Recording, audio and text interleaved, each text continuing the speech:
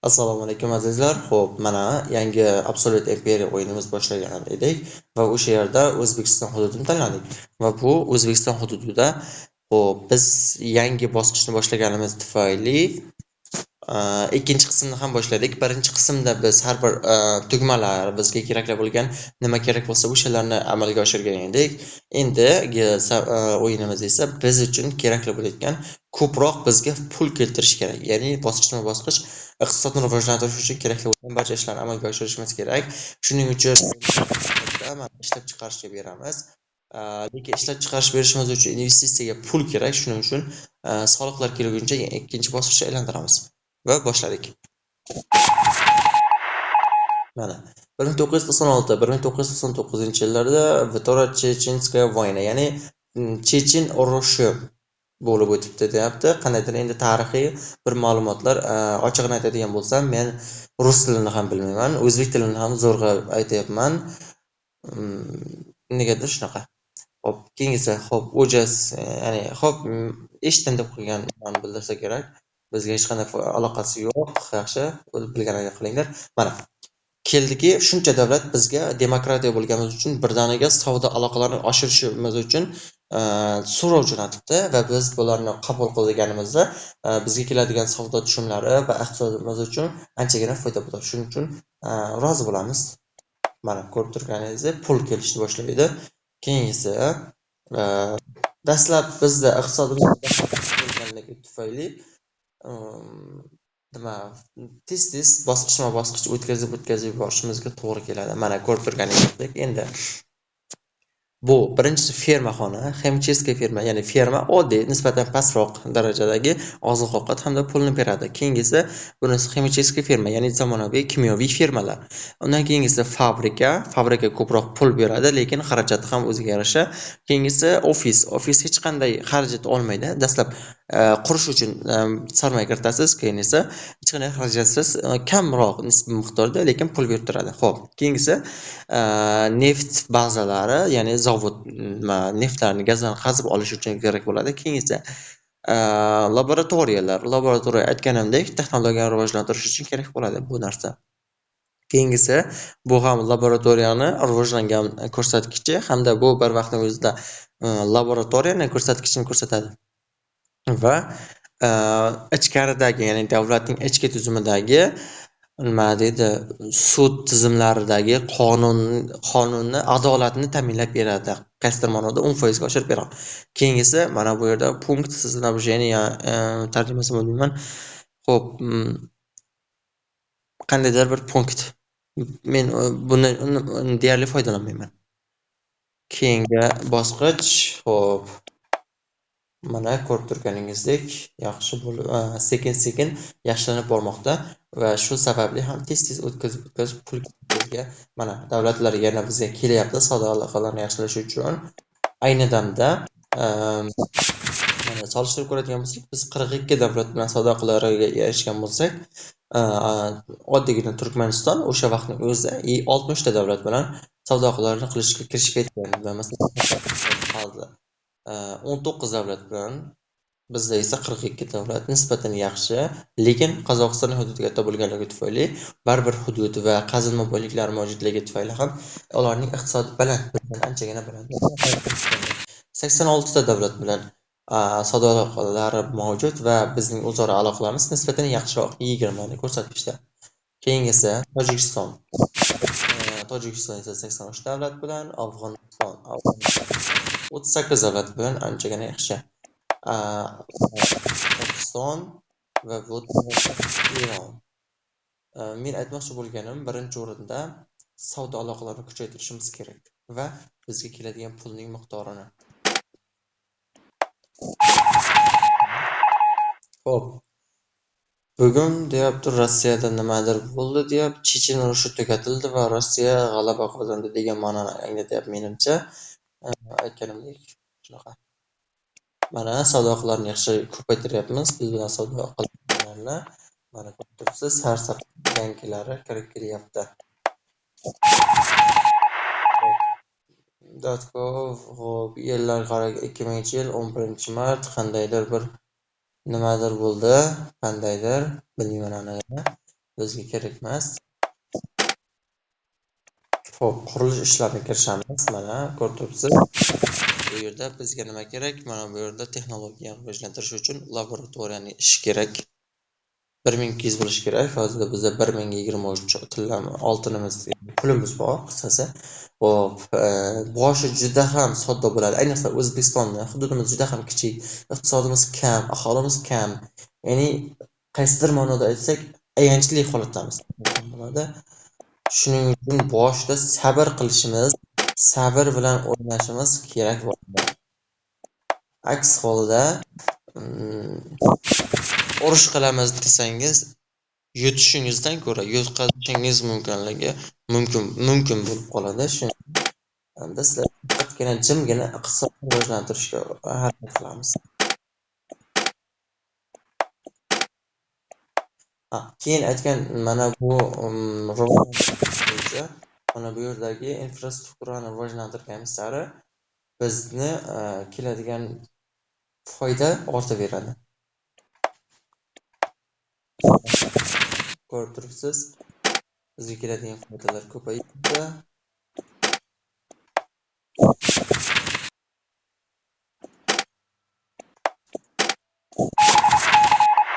Tragediya bo'ldi. Kursk viloyatida nimadir bo'libdi ekan 2000-yil.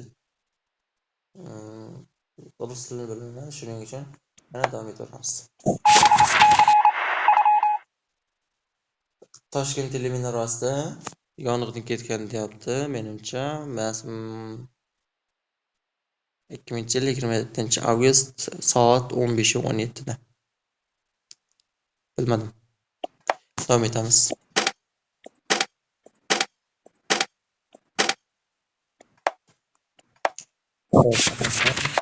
Bu yerga qurilish ishlarini kiritamiz. Menimcha sizlarga maslahatim ko'proq dastlab fabrikani berishimiz kerak bo'ladi. Ya'ni pul bizga ko'proq keladi. Shuning uchun davom etamiz. Fabrikalar bilan shug'ullanaveramiz boshida. Keyingisi mana xarita jihatdan ko'rsatsangiz, bunda nima bor, nima qilishimiz mumkinligi, qancha aholisi borligi haqidagi ma'lumotlar mavjud bo'ladi. Bundan tashqari, siz agarda o'zingizga kerak yoqmaydigan hududlar bo'layotgan bo'lsa, bu hududni alohida o'zingizni bir vassalingiz qilib chiqarib yuborishingiz ham mumkin bo'ladi. Aynan bu o'yin ko'zlab turmoqchimanki, Ikkinchi jahon urushida Sovet ittifoqidagi hududlarimiz yoki Rossiya imperiyasining hududidan aynan Turkiston Jumhuriyatini yanada hosil qilish imkonini ko'zlab turibman. Buni keyingi bosqichlarda ham ko'rishimiz mumkin bo'ladi. Xo'p, bu ikkinchi qism bo'ladigan bo'lsa, hozirda nisbatan holatimiz yaxshilanib boryapti. Aytib o'tganim transport, ya'ni infrastrukturani rivojlantirish bilan harakat qilishimiz kerak. Bizga ko'proq foyda keltirishi tabiiy bo'ladi. Davom etamiz. Savdoni yaxshilamoqda. Mana ko'rib turganingizdek, har vaqtda 200 ziyod berishni boshladi. Keyin bu o'yinda qanchalik ko'p ichki, ya'ni shaharlaringizga, tumanlaringizga qanchalar ko'p siz pul yo'naltirsangiz, sizga keladigan pul shunchalik ko'p bo'ladi. Xuddi real hayotga o'xshaydi, faqatgina menga bu o'yin anchagina ma'qul keldi. Faqatgina rivojlanib olganingizdan so'ng anchagina sodda ko'rinishga o'tib qolishi mumkin, lekin rivojlanib olguncha bo'lgan vaqt juda ham hisoblanadi deb men shunday deb o'yladim va davom etamiz. Xo'p, mana Beliz qaysi bir respublika biz bilan savdo aloqalarini rivojlantirmoqchi va biz rozi bo'lamiz. Chunki bu ikkalamiz uchun ham foyda keltiradi. Bu dastlab infrastrukturani rivojlantiramiz.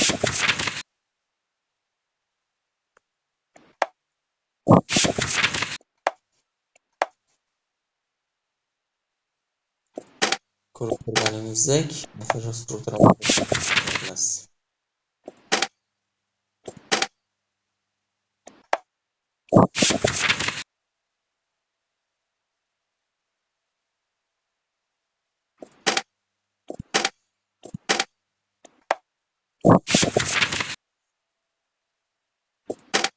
Mana yana qaysidir postlar kelyapti.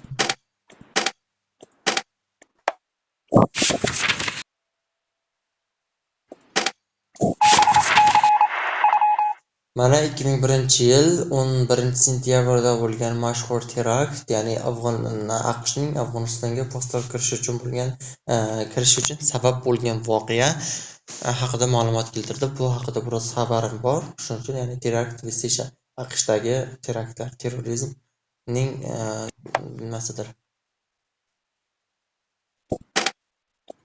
Xo'p, mana ko'rib turganingizdek, shunday holatga keltirdik. Bir sira qurilishi kerak bo'lgan narsalar bilan qurib chiqdik. Mana bu yerda port qurishimiz mumkinmi deganlar uchun esa qura olmas ekanmiz. Sababi bu yer ochiq dengiz emas ekan. Shunchaki Orol dengizi ochiq dengiz emas. Xo'p, mana aytganimdek, o'tgan safar videoda ko'rsatganman. Xo'p, mana g'ildirakchani bu nima rivojlanish bo'ladi. Bu yerda biz mana bu yerni zavodlarni rivojlantirishga pul ajratishimiz mumkin bo'ladi. Bu uchun 2700 pol hamda 15 ta hozirda bizda 1839 bor. Qandaydir yana bir nima keldi.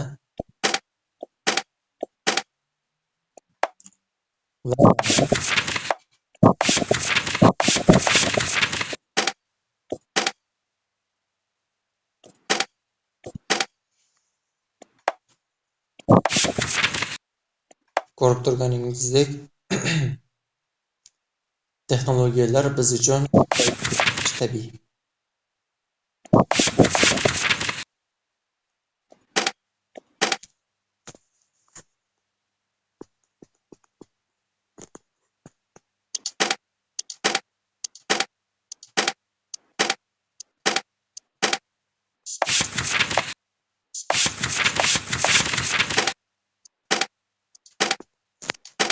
Bir boshdan iqtisodiy taraflama biz ko'rsatib boryapmiz. Iqtisodni rivojlantirish uchun harakat qilyapmiz. Masalan, mana yirik davlatlardan ham, masalan, Turkiya bilan ham o'z savdo aloqalarini qilish uchun bizga taklif berishni boshladi.